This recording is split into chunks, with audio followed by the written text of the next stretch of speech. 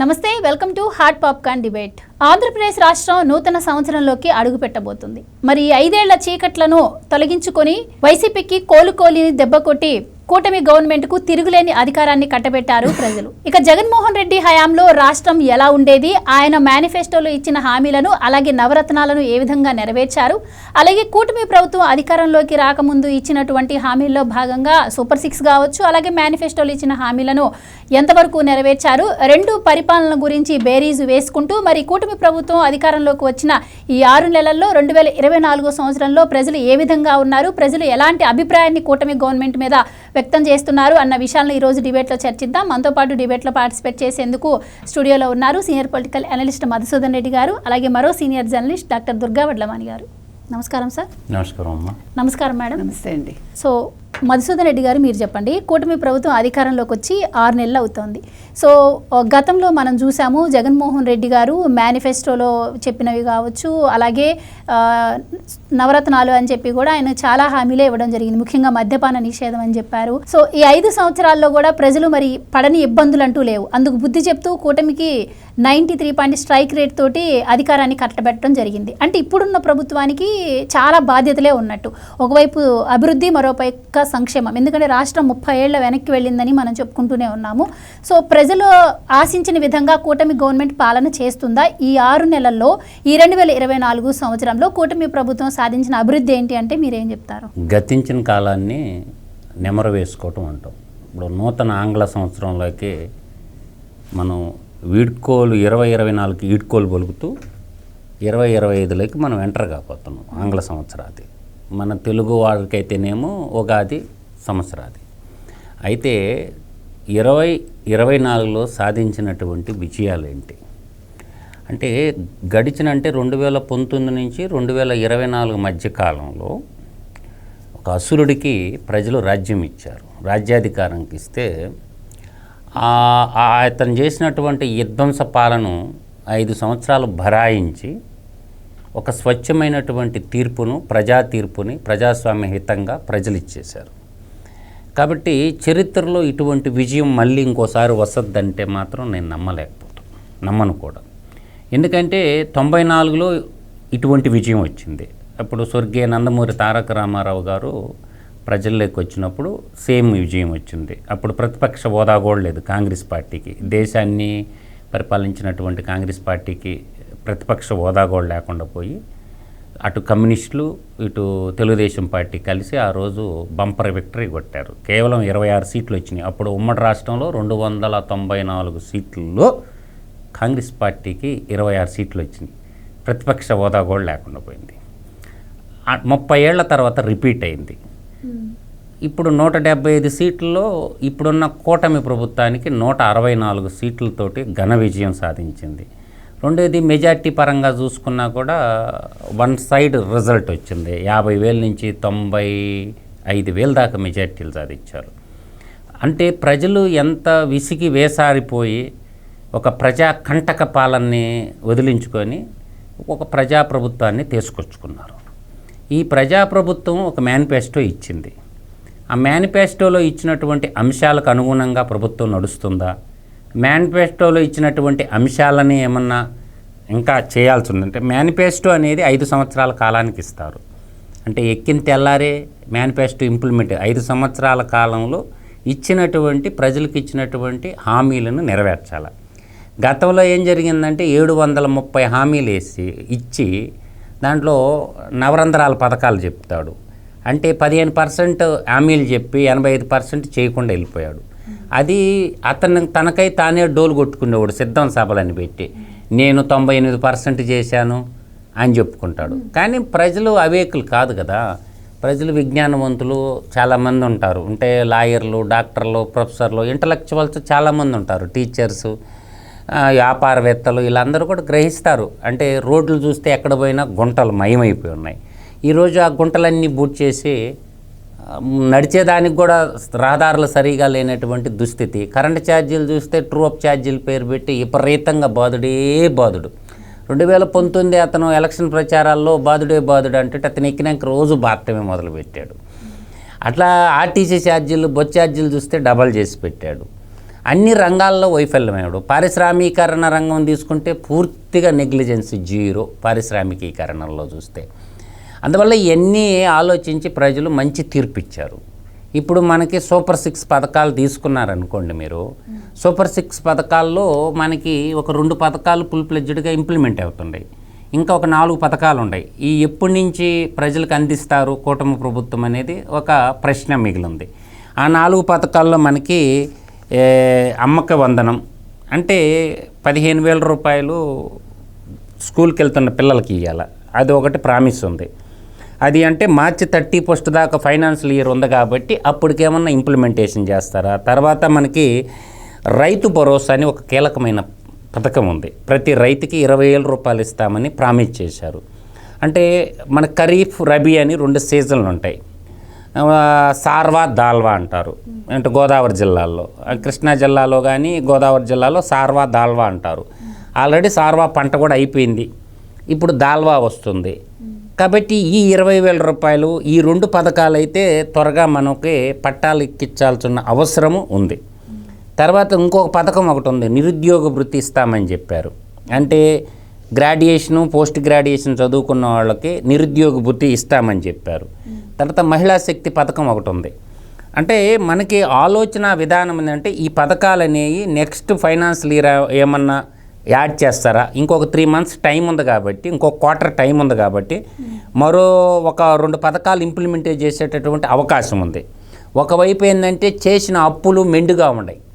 ఈ చేసిన అప్పుల్ని కట్టుకుంటా అప్పులు కుప్పగా మిగిలిపోయినటువంటి రాష్ట్రాన్ని అప్పులు కట్టకపోతే కొత్త అప్పులు పుట్టవు. తర్వాత 3 రాజధానులు అని చెప్పేసి ఒక్క రాజధాని కూడా కట్టకుండా వెళ్ళిపోయాడు. కాబట్టి ఇప్పుడు అమరావతి రాజధాని నగర నిర్మాణం చేయాల్సినటువంటి పరిస్థితి ఉంది. ఆ దిశగానేమో అడుగులేస్తుంది. ప్రజలందరూ చూస్తున్నారు రోజు టీవీల్లో అమరావతిలో ఏం జరుగుతుంది అనేది. తర్వాత నూతన రైల్వే లైను మనకి ఖమ్మం జిల్లాలో ఎర్రిబాలెం నుంచి నంబూరు దాకా 57 కిలోమీటర్ల నూతన రైల్వే లైన్ ప్రాజెక్టు ఒకటి తీసుకురావడం జరిగింది. అదేవిధంగా విజయాలకు వచ్చేసరికి మనకి రామాయపట్నం దగ్గర బీపీసీఎల్ అనేటటువంటి ఒక ప్రాజెక్టు 96,862 కోట్ల రూపాయలతో ఆ ప్రాజెక్ట్ ఒకటి వస్తుంది. తర్వాత మనకి విశాఖపట్నంలో టాటా కన్సల్టెన్సీ సర్వీస్ ఒకటి సాధించారు. తర్వాత మనకి ఆజాద్ మొబిలిటీ ఇండియా అంటే రాయలసీమలో, అంటే సత్యసాయి జిల్లాలో కరువు సీమలో కారులు పరిగెత్తిస్తానన్న చంద్రబాబు నాయుడు ఆల్రెడీ కియా దానికి ఉందన్నమాట. అక్కడ మనకి ఎలక్ట్రికల్ వెహికల్స్ మ్యానుఫ్యాక్చరింగ్ జోన్గా అది తయారవుతుంది. తర్వాత బాలాజీ యాక్షన్ ఇది ఒక కంపెనీ అనకాపల్లి దగ్గర, అది ఒకటి 1174 కోట్లతోటి అది తీసుకున్నా. తర్వాత ఇంధన రంగం తీసుకునేసరికి ఏఎం గ్రీన్ అమోనియా ఇండియా వాళ్ళు కాకినాడ దగ్గర 12,000 కోట్లతోటి అదొకటి. తర్వాత ఇంకొకటి ఏంటంటే మన కాకినాడ దగ్గర ఇంకొక 2,000 కోట్లతోటి జాన్ కార్యాల్ గ్రీన్కో హైడ్రోజన్ సొల్యూషన్స్ అది ఒక ఇండస్ట్రీ వస్తుంది. తర్వాత మనకి ఇంకొకటి చూస్తే టాటా రెన్యూబుల్ ఎనర్జీ కర్నూలులో ఒకటి కడపలో ఒకటి పెడుతున్నారు టాటా కంపెనీ వాళ్ళు, అది ఒక బిగ్ విక్టరీగా చెప్పుకోవచ్చు. తర్వాత క్లీన్ రెన్యూబుల్ ఎనర్జీ ఇది ఒకటి వస్తుంది. అదేవిధంగా కంప్రెస్డ్ బయోగ్యాస్ సంబంధించినటువంటి రిలయన్స్ ఇండస్ట్రీస్కి సంబంధించింది ఒప్పందాలు జరిగినాయి. తర్వాత మనం ఆర్ఎస్ఎస్ఎల్ మిట్టలో నిప్పాన్ స్టీల్ కంపెనీ చూస్తున్నాం, ఎన్టీపీసీ దగ్గర చూస్తున్నాం. ఇలా చెప్పుకుంటూ పోతే చేంతాడంత లిస్టు 6 నెలల్లోనే కూటమి ప్రభుత్వం ఒప్పందాలు కూడా చేసుకుంటా ఉంది 1 by 1. కాబట్టి ప్రజలు కోరుకుంటున్నది ఇటువంటి పరిపాలనే, పరిశ్రమలు రావాలా. తర్వాత మనకి ఇండస్ట్రియల్ క్యాడర్లు చూసుకుండాలకే విశాఖ టు మనకి చెన్నై ఇండస్ట్రియల్ క్యాడర్ కానీ, Chennai to Bengaluru industrial corridor కానీ, బెంగళూరు నుంచి హైదరాబాద్ ఇండస్ట్రియల్ క్యారిడార్ 3 క్యారిడార్లు ఉంటాయి మనకి. ఈ 3 క్యారిడార్లో మనకి రాయలసీమలోని 2 ఇండస్ట్రియల్ క్యారిడార్లు, కొప్పర్తి ఒకటి, ఓరకల్లు ఒకటి ఉంది. ఓరకల్లు డ్రోన్ టెక్నాలజీ హబ్ అంటున్నారు. తర్వాత మనకి ఇంకా మేనిఫెస్టోలో మనం చూసుకుంటే ఏ విధంగా తీసుకున్నా త్రాగునీరు, సాగునీరు, విద్యా వైద్య సదుపాయాలు అన్నారు. హార్టికల్చర్ హబ్బు, ఇత్తనాల హబ్బుగా రాయలసీమను తయారు చేస్తామని చెప్పారు. కర్నూలులో హైకోర్టు బెంచ్ ఇస్తామని చెప్పారు, ఆల్రెడీ అది అనౌన్స్ చేసేసారు. కర్నూలుకి హైకోర్టు బెంచ్ రావడం. తర్వాత ఆటోమొబైల్ హబ్ అంటే ఆల్రెడీ కియా ఉంది, ఆజాద్ మొబిలిటీ ఇండియా కంపెనీ వాళ్ళు ఆల్రెడీ కర్ణాటకలో ఉంది. వాళ్ళకి ఎలక్ట్రికల్ బస్సులు ఎలక్ట్రికల్ ఆటోలు తయారు చేసేదానికి అది వస్తూ ఉంది, ఆటోమొబైల్ హబ్గా మారుతూ ఉంది. తర్వాత నీకు ఈ మిషన్ రాయలసీమలో భాగంగా హార్టికల్చర్ అంటేనే మనకు అన్నీ ఉంటాయి. ఇవాళ ఇరిగేషన్ ప్రాజెక్టులు కూడా నిన్నగాక మొన్న రామానాయుడు పోయి ఎక్కడెక్కడ ఏమేమి పెండింగ్లో ఉన్నాయా అవి కూడా చూసుకుంటా ఉన్నారు. అందువల్ల ఏంటంటే కూటమి ప్రభుత్వం వచ్చిన కాడి నుంచి మనకి ఇప్పుడు ఉత్తరాంధ్ర అభివృద్ధికి ఒక నమూనా తయారు చేసుకున్నారు. ఆ నమూనాలో విశాఖపట్నాన్ని ఆర్థికంగా అంటే ఇప్పుడు బొంబాయి మన దేశానికి ఆర్థిక రాజధాని ఎలాగా ఉందో అలాగే ఆంధ్రప్రదేశ్ రాష్ట్రానికి అమరావతి రాజధానిగా ఉంటే ఎకనామికల్గా విశాఖపట్నాన్ని చూసుకున్నారు. దాంట్లో టీసీఎస్ టాటా కన్సల్టెన్సీ సర్వీస్ ఒకటి, లులు మాల్ ఒకటి, ఇట్లా మన హెచ్సిఎల్ టెక్నాలజీ ఒకటి, అట్లా విశాఖపట్నాన్ని ఇందాక చెప్పాను కదా ఎన్టీపీసీ సంబంధించిన బిగ్ ప్రాజెక్టు సెంట్రల్ గవర్నమెంటు. అదేవిధంగా విశాఖపట్నం స్టీల్ ప్లాంట్ను కూడా కాపాడతామని మాట ఇచ్చారు. ఆ విధంగా సైల్లో మెజ్జి చేయడానికి అడుగులేస్తున్నారు. భోగాపురం ఇంటర్నేషనల్ ఎయిర్పోర్ట్ ఒకటి, దానికి యుద్ధ ప్రాతిపదికన చేస్తున్నారు. నెక్స్ట్ ఇయర్ అది వర్కింగ్ కండిషన్లోకి వస్తుంది. అట్లా మీకు రైల్వే జోన్కి 12 ఫ్లోర్ల బిల్డింగ్కి B1 B2 G+ అంటే రైల్వే జోన్కి ల్యాండ్ కేటాయించారు. బిల్డింగ్ కూడా 149 కోట్లతోటి అప్రూవల్ తెచ్చారు జోన్కి. ఈ అదేవిధంగా నేను అనేది ఏంటంటే అన్ని రంగాల్లో ప్రభుత్వము మంచి వైపు అడుగులేస్తుంది. నేను అందుకే చెప్తున్నా చంద్రబాబు గారి రాజ్యం గణరాజ్యం అని. కాకపోతే సూపర్ 6 పథకాలని నెక్స్ట్ ఇయర్ లాంచ్ చేస్తారని అనుకుంటున్నాను. నెక్స్ట్ 2025 ఇంకా 3 నెలలు కాల వ్యవధి ఉంది కాబట్టి ఈ తల్లికి వందనం అనే పథకం, అన్నదాత సుఖీభవ, ఈ 2 పథకాలు మాత్రం ఖచ్చితంగా ఈ బడ్జెట్లో ఇచ్చి తీరాల రైతులకి. ఈ 2 ఇస్తారని మాత్రం ప్రజలు ఎదురు చూస్తున్నారు. ఇస్తారని కూడా నా ఎక్స్పెక్టేషన్ ఉంది. ఉగాది నుంచి ప్రీ బస్ అనేది పెద్ద కాన్సెప్ట్ ఏం కాదు. ఈ 2 అయితే మేజర్గా ఇవ్వాల్సిన పథకాలు. ఈ 2 ప్రామిస్ చేశారు కాబట్టి ఆల్రెడీ దీపన్ పథకం ఇచ్చేశారు. ఆల్రెడీ పింఛన్ కూడా 1000 రూపాయలు పెంచి 1వ తేదీ బెల్లు కొట్టినట్టు ఇస్తారు. ఇవాళ 31వ తేదీ ఇచ్చేశారు. అందువల్ల ఏంటంటే ఆలోచన చేసుకుంటే ప్రభుత్వం అయితే వాళ్ళ మేనిఫెస్టో ప్రకారం అడుగులు వేసుకుంటా పోతుంది. గతంలో 5 ఏళ్ళు డిఎస్సి నోటిఫికేషనే లేదు. పిల్లలు చదువుకుంటున్నారు. 16,347 పోస్టులు టీచర్ ఉద్యోగాలు కూడా అనౌన్స్ చేసేసినటువంటి చరిత్ర. కాకపోతే ఏంటంటే ప్రభుత్వం ఆర్థికంగా కొంచెం ఇబ్బందులు ఉన్నాయి కాబట్టి ఈ 6 నెలలు కాదు, నెక్స్ట్ ఫైనాన్షియల్ ఇయర్లో ఈ మేనిఫెస్టోలో సూపర్ 6 పథకాలు ఫుల్ఫిల్ చేస్తారు. మేనిఫెస్టోని ఈసారి మాత్రం మేనిఫెస్టోని 100% ఇంప్లిమెంటేషన్ చేయాలని కృతనిశ్చయంతో కూటమి ప్రభుత్వం ఉందని మాత్రం నేను చెప్పగలను. ఈ 10 సంవత్సరాలు కూడా రాజధాని లేక చాలా ఇబ్బందులు పడ్డారు ఆంధ్రప్రదేశ్ ప్రజలు. ఈవెన్ పక్క రాష్ట్రాలు హేళన చేసిన పరిస్థితులు కూడా మనం చూసాము. సో కూటమి ప్రభుత్వం అధికారంలోకి రావడం, అభివృద్ధి సంక్షేమంపై దృష్టి పెట్టి చంద్రబాబు గారు సపోర్ట్ చేయటం, అలాగే ఇప్పుడు ఈసారి అదృష్టం ఏంటంటే కేంద్రం కూడా మరి కూటమి ప్రభుత్వంపై ఆధారపడిన నేపథ్యంలో చంద్రబాబు గారు ఏం అడిగినా కూడా వాళ్ళు వెంటనే శాంక్షన్ చేస్తున్న పరిస్థితి మనం చూస్తున్న. ఓ పక్క అమరావతి, మరో పక్క పోలవరంపై కూడా దృష్టి పెడుతున్నారు. సో అమరావతికి కూడా దాదాపు టెండర్లు కూడా వెలవడం జరుగుతోంది. సో మీరేం చెప్తారు? అంటే సంక్షేమం, అభివృద్ధి సమపాలనలో చంద్రబాబు గారు ప్రజలకు ఇస్తున్నారా? అంటే ఖచ్చితంగా ఇస్తున్నారండి, అందులో సందేహం లేదు. మీరు చూస్తున్నారు కదా, ఇవాళే మనం ఒక పథకం రేపటి నుంచి లాంచ్ అవుతుందని ఇవాళ చూసాం. మనం జూనియర్ కాలేజెస్లో విద్యార్థులకి 115 కోట్లు విడుదల చేసింది గవర్నమెంట్ మధ్యాహ్న భోజనం పథకానికి. అంటే మీరు పెద్ద పెద్ద పేర్లు, పెద్ద పెద్ద ఇవి చేయక్కర్లేదండి. చిన్నవాటి నుంచి మనం వెళ్తూ ఉంటే పెద్దవాటిని ఆటోమేటిక్గా అందుకుంటారు. అయితే వీళ్ళు ప్రతిదీ కూడా మీరు చూసారంటే ఆ పంపకంలో కూడా ఒక పద్ధతి ప్రకారం వెళ్తున్నారు. ఏదో ర్యాండమ్గా అది చేసేసాం, ఇది చేసేసాము, ఇది ఇచ్చేసాం, అది ఇచ్చేసాం, గొప్పలు చెప్పుకోవటానికి కాదు. అంటే ప్రజలకు ఏది నీడి, నిజంగా ఏది అవసరం, ఏది వెంటనే చెయ్యాలి, ఏది వెంటనే ఇవ్వాలి, వాళ్ళు ఏది ఎదురు చూస్తున్నారు, అది ముఖ్యమండి. అంటే ఒక నేత అనే వ్యక్తి, అంటే ఒక ప్రభుత్వాన్ని నడిపే ఒక ముఖ్యమంత్రి ప్రజలకు ముందుగా ఏది అందించాలి. మీరు సూపర్ 6 ఇవ్వలేదు, సూపర్ 6 ఇవ్వలేదు అని 2వ రోజు నుంచి వైసీపీ వాళ్ళు అడిగితే బుద్ధి ఉండాలి వాళ్ళకి. ఎందుకంటే సూపర్ 6 ఇవ్వడం పెద్ద విషయం కాదండి. వాళ్ళు అన్ని అప్పులు చేశాక అప్పుల కుప్పలోంచి రాష్ట్రాన్ని బయటపడేసి పథకాలు ఇవ్వడం వేరు. పథకాల కంటే ముందు పెన్షన్లు ముఖ్యం అనుకున్నారు ఆయన. పెన్షన్లు ఇప్పటికి 2వ, 3వ ముందు రోజే ఇవ్వడం. 1వ తారీఖు కాకుండా 30వ తారీఖు ఒకసారి ఇచ్చారు, ఇవాళ 31నే ఇచ్చారు. అంటే మనిషికి ఏది అవసరం, కనీస అవసరాలు ఏంటి అది గుర్తుపెట్టుకుంది తెలుగుదేశం కూటమి. సో పెన్షన్స్ ఇస్తున్నారండి టైంకి, ప్రభుత్వ ఉద్యోగులకు జీతాలు ఇస్తున్నారండి, ఆల్రెడీ మనకి 3 గ్యాస్ సిలిండర్లు ఇచ్చారండి. అంటే ఆడవాళ్ళని దృష్టిలో పెట్టుకుంటున్నారు, మహిళలని. తర్వాత స్వయంగా చంద్రబాబు నాయుడు గారు వెళ్ళి పెన్షన్లు పంపిణీ చేస్తున్నారు. అంటే అది ప్రచారం కోసం అనుకుంటారేమో, ప్రచారం అవసరం లేదు ఆయనకి. మనం మళ్ళా ఇంకోసారి నొక్కి వక్కాణిస్తున్నాం. ఇప్పుడు చంద్రబాబు నాయుడు గారు కొత్తగా ప్రజల్లోకి వెళ్ళి నేను బాబుని, నా పేరు చంద్రబాబు నాయుడు, నన్ను మీరు ముఖ్యమంత్రిగా గుర్తించండి అని అడగక్కర్లే కదా. 30 ఏళ్ళుగా ఆయన ముఖ్యమంత్రిగా ఉన్నారు, ఆల్మోస్ట్ 40 ఏళ్ళుగా ఆయన రాజకీయాల్లో ఉన్నారు. బాబు గారిని తెలియని వాళ్ళు లేరు.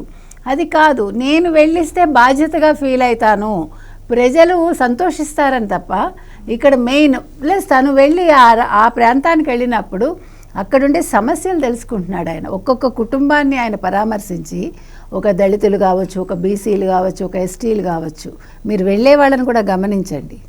అలాంటి కుటుంబాల దగ్గరికి వెళ్ళి వాళ్ళ వంటింట్లోకి వెళ్ళి మీకు గ్యాస్ వస్తుందా, మీ దీపం పథకం ఎలా ఉంది, సో హీఈస్ పర్సనలీ అబ్జర్వింగ్.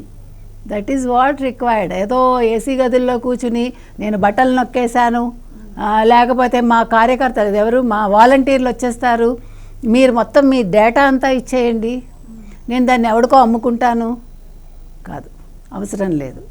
ఆశ తక్కువాడు మాట్లాడాడంటే అతను చేసిన తప్పిదం ఏంటో చూడండి. వైసీపీ వాళ్ళు, జగన్మోహన్ రెడ్డి ఏం చేశాడు, మళ్ళీ ఇంకా సిగ్గు లేకుండా మాట్లాడతాడు, ఏంటి వాలంటీర్స్ వ్యవస్థను రద్దు చేశారని. వాలంటీర్ వ్యవస్థ నువ్వు రద్దు చేసావు, నువ్వు ఎక్స్టెండ్ చేయాల, అది నువ్వు గుర్తుపెట్టుకో. వాళ్ళకి జీతాలు ఇవ్వకుండా ఏడిపించింది నువ్వు. కాబట్టి ఇవాళ అవేం జరగట్లేదండి. ఇవాళ మీరు అన్నట్టుగా అమరావతి జంగిల్ క్లియరెన్స్ అయింది. ఇవాళ అమరావతిని చూస్తుంటే అద్భుతంగా ఉంది.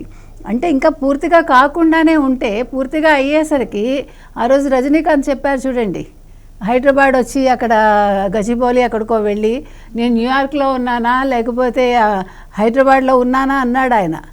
Same feeling you will get in Amaravati within no time. That is what Babu గారు.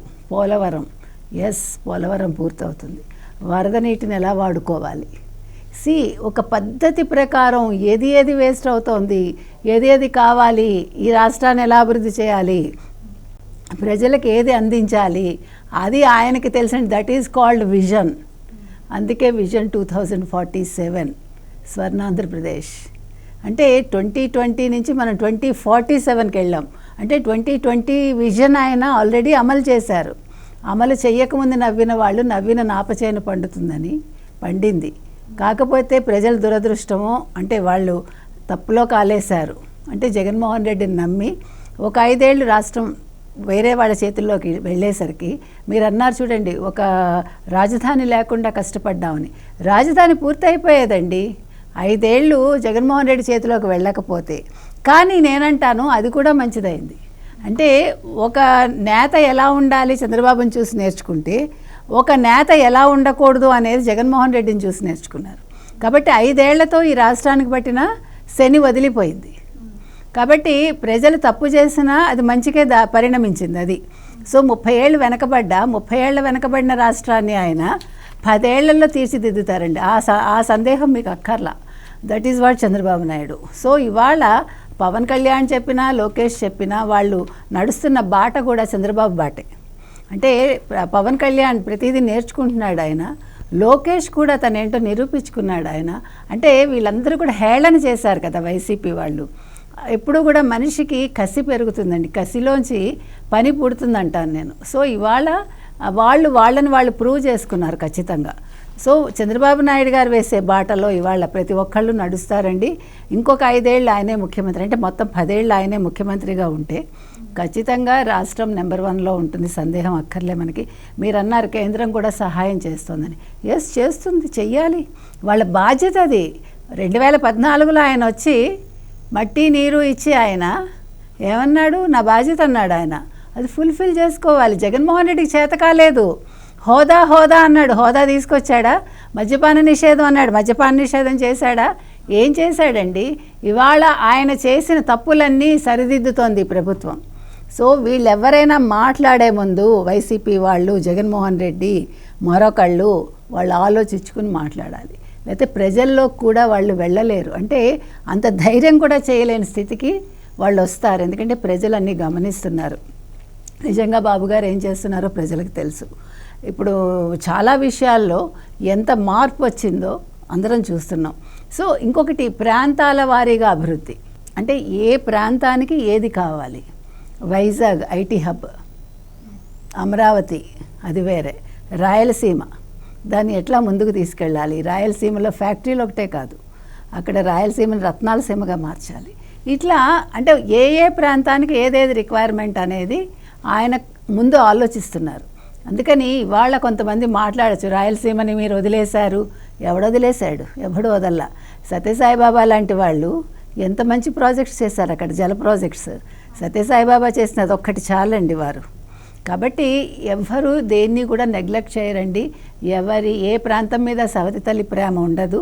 అన్ని ప్రాంతాలు అందరికీ సమానమే. అంటే రాజకీయ నాయకులకు మనం చెప్తున్నాం, ముఖ్యంగా చంద్రబాబు నాయుడు గారికి. ఆయన ముఖ్యంగా మీరు నిన్న పవన్ కళ్యాణ్ చూస్తే మనం గిరిజన ప్రాంతాలకు ఎట్లా వెళ్తున్నాడు ఆయన ఒక మాట అన్నాడు, దట్ ఈజ్ ఇనఫ్. ఏమన్నారు? మీరు ఓటు వేసినా వేయకపోయినా మిమ్మల్ని చూసుకోవాల్సిన బాధ్యత మాది అన్నాడు ఆయన. Yes, that is what required. ఇవాళ ఏ ప్రాంతంలో ఎవరికి ఓటు వేసినా ముఖ్యమంత్రిగా చంద్రబాబు నాయుడు గారి బాధ్యత ఏంటి? ప్రతి ఒక్కళ్ళకి ఫలాలు అందించాలనేది. కాబట్టి ఈ 2024 ఆంధ్రప్రదేశ్ చరిత్రలో ఒక మరుపురాని ఒక మార్పు వచ్చిందండి. మే 13న ఓట్లు పడితే జూన్ 12న ప్రమాణ స్వీకారం చేశారు వాళ్ళు. జూన్ 4 కదా రిజల్ట్ వచ్చాయి. సో జూన్ 12 నుంచి దశా దిశ తిరిగిందండి ఆంధ్రప్రదేశ్కి. ఆ దశా దిశ అనేది 5 ఏళ్లలో ఒక వెలుగుతుందని నేను అనుకుంటున్నాను. కూటమి ప్రభుత్వం ముందు ఇప్పుడు చాలా సవాళ్లే ఉన్నాయనుకోవచ్చు. ఈవెన్ ఈ కూటమి ప్రభుత్వం అనే కన్నా కూడా చంద్రబాబు గారు ఎప్పుడు అధికారం చేపట్టినా కూడా ఆయనకి ఎప్పుడూ సవాళ్ళు ఎదురవుతూనే ఉంటాయి. గతంలో మనం చూసాము. అలాగే నవ్యాంధ్ర వచ్చిన తర్వాత అప్పుడు అమరావతి నిర్మాణం కోసం ఆయన పడ్డ కృషి కావచ్చు. సో ఇప్పుడు కొంచెం పర్వాలేదు అనుకుంటే ఆయనలో జగన్మోహన్ రెడ్డి గారు వచ్చి 30 ఏళ్ళు వెనక్కి తీసుకెళ్ళడం కావచ్చు అభివృద్ధిని. ఇప్పుడు కూడా ఆయన ముందు చాలా ఇలాంటి టైంలో సంక్షేమం అభివృద్ధి సమపాలలో చేస్తూ, అలాగే ప్రతిపక్ష పార్టీలు ఏవైతే ఆరోపిస్తున్నాయో వాటికి సమాధానం చెప్పుకుంటూ ఆయన ముందుకెళ్ళాలి. ఇందులో ముఖ్యంగా మనం చెప్పుకోదగ్గింది ఏంటంటే ఈ 5 ఏళ్లలో కూడా 20 లక్షల ఉద్యోగాల రూపకల్పన. ఇది సామాన్యమైన విషయం కాదు. ఎందుకంటే చాలా కంపెనీలు జగన్మోహన్ రెడ్డి గారి హయాంలో తరిమేసిన పరిస్థితి మనం చూసాం. సో వాళ్ళు ఇప్పుడు ఆంధ్రప్రదేశ్లో పెట్టుబడులు పెట్టాలన్నా కూడా భయపడుతున్న పరిస్థితి. ఈవెన్ వచ్చే వాళ్ళందరూ కూడా చంద్రబాబు గారి బ్రాండ్ ఇమేజ్ని చూసే వస్తున్నారు. సో దాన్ని నిలుపుకుంటూ వాళ్ళకి తగ్గ రాయితీలు ఇచ్చుకుంటూ బాబు గారు ఇప్పుడు ముందుకెళ్లాల్సిన పరిస్థితి. సో కూటమి ప్రభుత్వం సంకల్పించినట్టు మరి 5 ఏళ్లలో 20 లక్షల ఉద్యోగాలు సాధ్యమేనంటారా? మరి అభివృద్ధి సంక్షేమం చంద్రబాబు గారు ఎలా చేస్తున్నారు అంటే మీరేం చెప్తారు? నేనేది ఒకటేనమ్మా, ఇప్పుడు 20 లక్షల జాబులు అనేది ఒక టార్గెట్. అది దాంట్లో 50% రీచ్ అయినా బాబు గారు సక్సెస్ అయినట్టే. నేను ఎందుకు అంటున్నానంటే ఇప్పుడు మన కళ్ళ ముందు ప్రత్యక్షంగా ప్రతినిత్యంలో ఈరోజు ప్రతి ఒక్కరి చేతిలో అరిచేతిలో వైకుంఠం ఉంది, మొబైల్ ఫోన్, అందరికీ తెలుసు.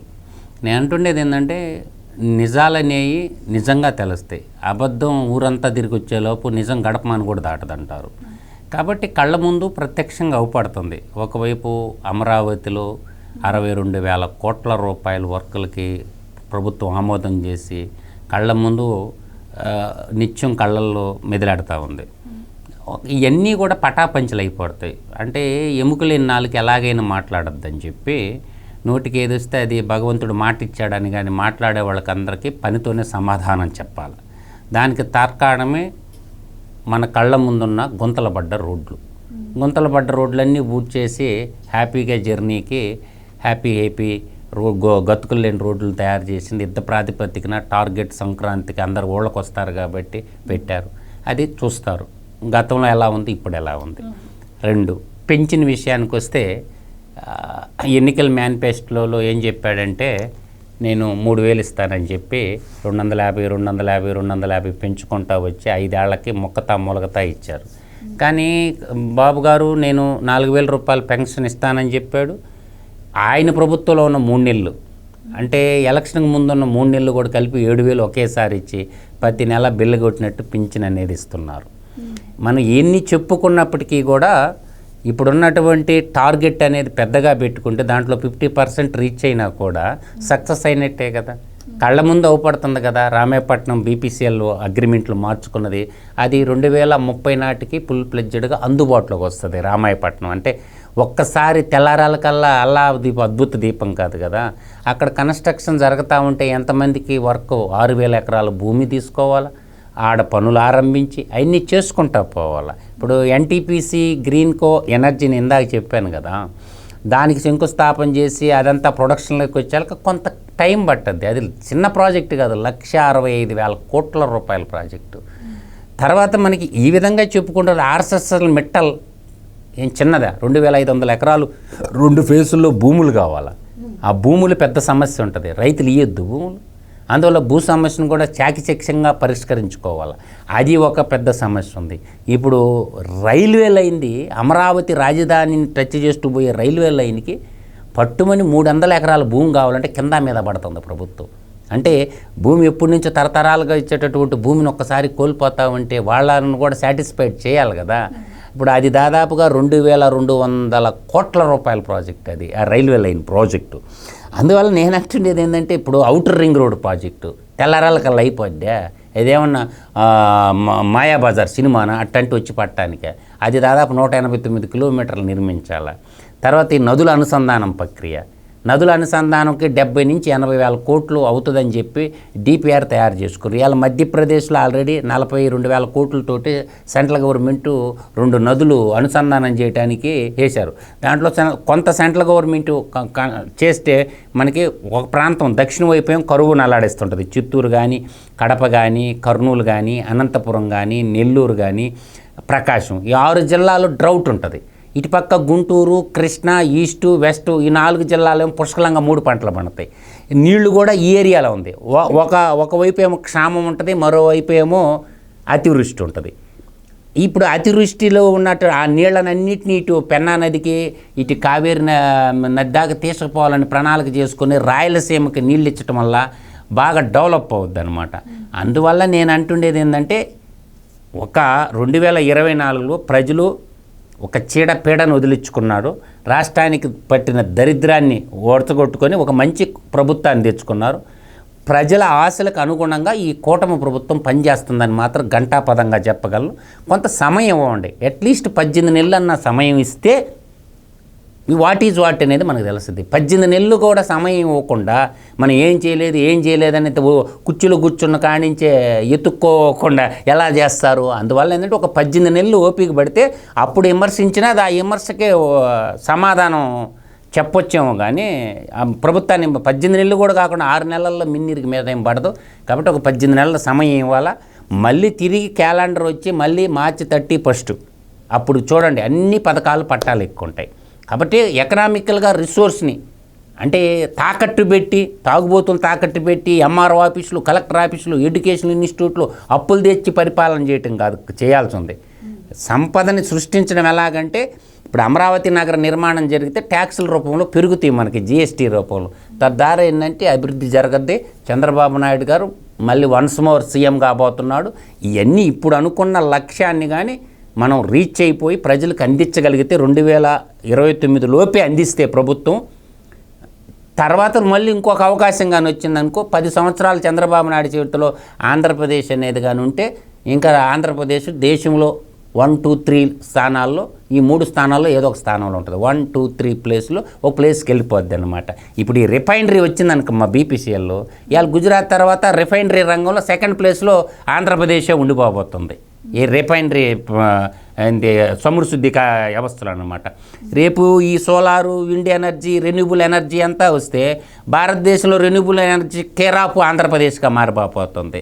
అవన్నీ కూడా ఫలితాలు అనేవి కొద్దిగా ఓపిక పడితే 2026 ఎండింగ్ కల్లా మొత్తం ఫలితాలు వస్తాయి. ఈ అనుకున్న ఫలితాలన్నీ వస్తాయి. అందువల్ల ఏంటంటే ఈ వాళ్ళు మాట్లాడే కాకమ్మ కబుర్లకి మనం పట్టించుకోవాల్సిన అవసరం లేదనేది నా భావన. కూటమి ప్రభుత్వం అధికారంలోకి రాగానే కూడా మేడం ప్రతి దాని మీద కూడా శ్వేతపత్రం రిలీజ్ చేసింది. ముఖ్యంగా ఆర్థిక శాఖలో కూడా రిలీజ్ చేసి లక్షల కోట్ల అప్పుల్లో ప్రభుత్వం ఉంది అని చెప్పి కూడా ఆయన స్వయంగా అసెంబ్లీలో చంద్రబాబు గారు చెప్పడం జరిగింది. కానీ ఈ కరెంటు బిల్లులు పెరిగాయి, లేకపోతే రైతులకు డబ్బులు రావట్లేదు అని చెప్పి ఈ విధంగా కరెంటు బిల్లులు పెరిగిన పాపం ఎవరిది, రైతులకు ఎవరు మేలు చేయట్లేదు, ఈ విషయాలన్నీ కూడా జగన్మోహన్ రెడ్డి అసెంబ్లీకి రాకుండా బయట ప్రెస్ మీట్లు పెట్టి మాట్లాడుతున్న పరిస్థితి మనం చూస్తూ ఉన్నాము. సో ముఖ్యంగా ఈ అప్పు ఏదైతే ఉందో 1,00,000 కోట్ల అప్పుడే చంద్రబాబు గారు అప్పు చేశారు, ఇదే నా సంపద సృష్టి అంటే ఈ కంపెనీలు ఏవైతే గ్రౌండ్ అవుతున్నాయి ఇవన్నీ కూడా జగన్మోహన్ రెడ్డి హయాంలో ఒప్పందాలు చేసుకున్నవే, ఇప్పుడేదో తీసుకొచ్చి కలరింగ్ ఇస్తున్నారు అని చెప్పి మాట్లాడుతున్న పరిస్థితి. సో ఓవరాల్గా ఈ వీళ్ళకి సవాల్ చేస్తూనే మరోపక్క వాళ్ళు చేసినటువంటి 5 ఏళ్లలో అవినీతి అక్రమాలు ఏవైతే ఉన్నాయో ఇవన్నీ కూడా క్లియర్ చేయాల్సిన పరిస్థితి. సో మీరేం చెప్తారు, కూటమి ప్రభుత్వం ఈ 6 నెలల్లో ఏం సాధించిందండి? అంటే ఇప్పుడు మీరు అంటున్నారు 2014 నుంచి 19 మధ్య కాలంలో ఆయన అప్పులే చేశారు, ఏమీ చేయలేదు అనేది వైసీపీ ఆరోపణ. మరి వైసీపీ 2019 నుంచి 24 వరకు ఏ రోజైనా వాటి మీద మాట్లాడిందా? ఏమైనా చూపించిందా ఎవిడెన్సులు? నిజంగా అంత అప్పులు ఉన్నాయి అనుకుందామండి. అప్పులు ఎందుకు వచ్చినాయి? ఏ రోజు మనం విడిపోయామో, ఆంధ్రప్రదేశ్ తెలంగాణ విడిపోయిందో, తెలంగాణకి వాళ్ళు ఆర్థికంగా వాళ్ళు పరిపుష్టంగా వాళ్ళు ఉన్నారు. అంటే ఒక యవనాలి బంగారు పళ్ళెల్లో వాళ్ళకి రాష్ట్రాన్ని ఇచ్చారు. కానీ వేరేజ్ ఆంధ్రప్రదేశ్కి ఎలా ఇచ్చారండి? అప్పులతో ఇచ్చారు. ఆ విషయం గుర్తుంచుకోవాలి. ఎవరు?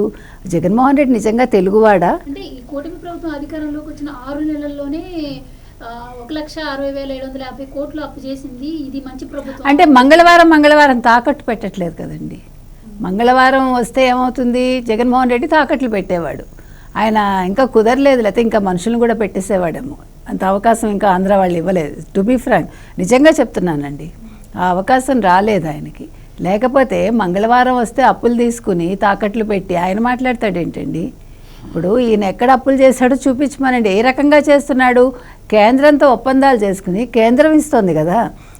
ఇప్పుడు ఆ అప్పులు తెచ్చిన అప్పులు కూడా కేంద్రం భరోసా మీదే ఇస్తుంది కదా. ఇప్పుడు వడ్డీ లేని అప్పులు వస్తాయి కొన్ని, అట్లా ఆ రకంగా ఆలోచించి లాంగ్ రన్లో ఎలా చేయాలని ఆలోచించి చేస్తున్నారు. కాబట్టి కూటమి ప్రభుత్వం వచ్చాక ఇన్ని అప్పులు వచ్చాయి అంటే నువ్వేం చేసావు? శ్వేతపత్రాలకు నువ్వేమైనా సరైన సమాధానం ఇచ్చావా?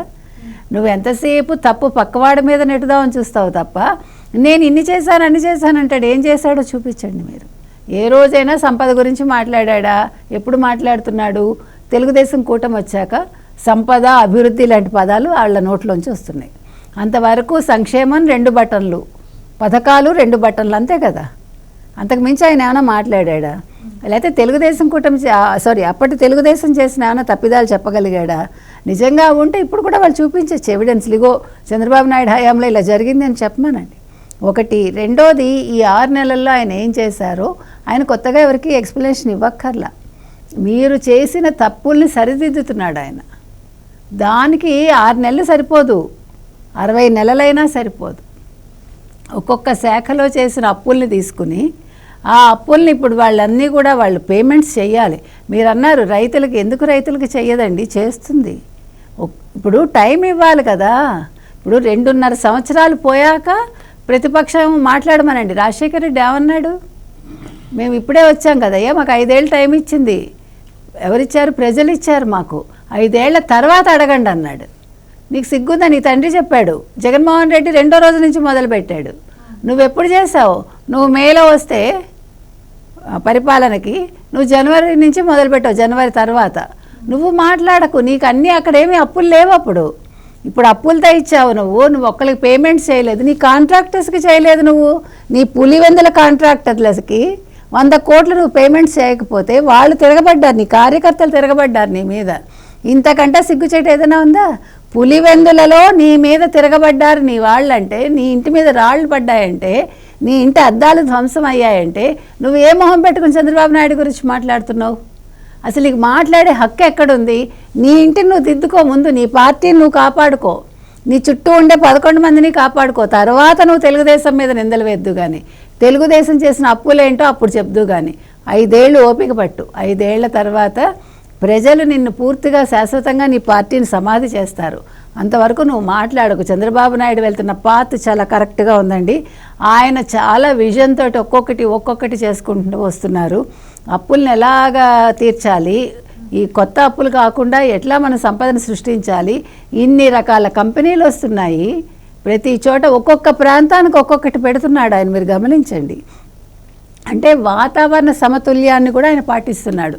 ఏ వాతావరణంలో ఏది పెట్టాలి, ఏ ప్రాంతంలో ఏది వస్తే కరెక్ట్గా ఉంటుంది, అవన్నీ చూసుకుని ఆయన దాని ప్రకారం వెళ్తున్నారు ఆయన.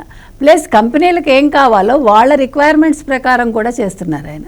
సో ఇటు వాళ్ళని సంతృప్తిపరుస్తున్నారు, ఇటు ప్రజల్ని సంతృప్తిపరిచే విధంగా ఆయన పథకాలు ఉంటున్నాయి, ఆయన తీసుకునే ఏమనాలి నిర్ణయాలు ఉంటున్నాయి, దాని ప్రకారం చర్యలు ఉంటున్నాయి. కాబట్టి ఇవాళ ఈ అరెస్టులు జరగలేదు, అది జరగలేదు. అరెస్టులు కాదండి ముఖ్యం ఇక్కడ. వాళ్ళు ఆల్రెడీ సగం చచ్చిన పాములు, వాళ్ళని కొత్తగా చంపాల్సింది లేదు. ప్రజలు ఆల్రెడీ వాళ్ళ ఓటు ద్వారా చంపేశారు. కాబట్టి అవన్నీ తన పాటికి తన చట్టం తన పని తాను చేసుకుంటూ వెళ్తుంది. ఆయన దృష్టి ఓన్లీ అభివృద్ధి, ఓన్లీ సంక్షేమం, ప్రజలని ఎట్లా మనం ఆనందంగా ఉంచాలి, ఆంధ్రప్రదేశ్ని అభ్యుదయ పదంలో ఎలా నిలపాలి, నెంబర్ 1 ఎలా చేయాలి, ఇది ఆంధ్రప్రదేశ్ కాదు అమరపురి అని ఆయన నిరూపించాలని ప్రయత్నిస్తున్నారు. Right madam, thank you so much sir. నమస్కారం.